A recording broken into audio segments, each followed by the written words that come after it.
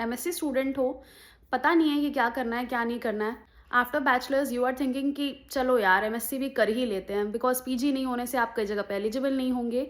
सो ये सारे पॉइंटर्स आपके लिए हैं, एक-एक करके बता रही हूँ, उन्हें अभी से ये वीडियो को सेव कर लो और इस पे तुरंत से ही ध्यान देना शुरू कर दो। फर्स्ट पॉइंट, आपको कोई नेशनल लेवल एग्जाम क्वालिफाई करना ही होगा, whether it is gate, CSIR अगर आप करते हो तो आपको असिस्टेंट प्रोफेसर के लिए आप एलिजिबल हो जाते हो। नेट अगर आपका क्वालिफाई होता है, you will be eligible for assistant professor in any of the national level institute. तो वो एक आपको मैंडेट है कि आपको करना ही है।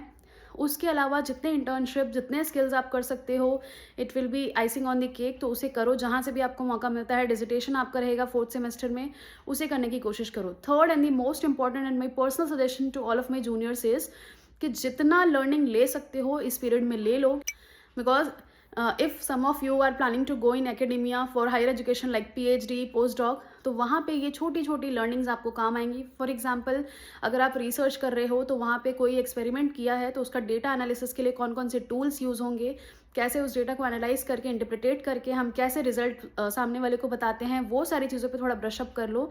बिकॉज ये सारी चीज़ें इसी स्टेज में आप सीख सकते हो। अगर इस स्टेज में आपने बहुत अच्छे से सीख लिया तो आगे आपको बहुत ज़्यादा काम आएगा। एक एक चीज़ का नोट्स बनाओ। I am just giving an example. अगर आप कोई बफर बना रहे हो तो उस बफर के इंग्रेडिएंट्स क्या है, उसका पीएच क्या है, क्यों उसका पीएच अल्कलाइन है, क्यों उसका पीएच एसिडिक है, और किस चीज़ से हम पीएच सेट कर रहे हैं, क्या उसका यूज़ है, उसको स्टोर कैसे करना है, उसके जो इंडिविजुअल कंपोनेंट्स है उसे कैसे बनाना है। तो ये सारी छोटी छोटी पॉइंट्स पे जब आप एकदम ज़्यादा फोकस करोगे तो आपको और ज़्यादा मज़ा आएगा रिसर्च में।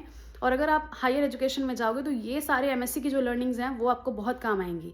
और जितना भी पढ़ सको स्टैंडर्ड बुक से पढ़ो, बिकॉज स्टैंडर्ड बुक अगर नहीं पढ़ोगे तो कुछ भी समझ में नहीं आएगा। एंड ऑल्सो हमारे टाइम से हमने थोड़ा थोड़ा स्टार्ट किया था रिसर्च पेपर पढ़ना, बट अब के टाइम पे you need to focus on the research paper also. कोई टॉपिक अगर टेक्स्ट बुक से समझ नहीं आ रहा है तो try to learn it from research papers और रिव्यू पेपर्स, वो आपको बहुत ज़्यादा हेल्प करेंगे। एंड और भी कुछ अगर आपके डाउट हैं, do comment below and don't forget to subscribe the channel.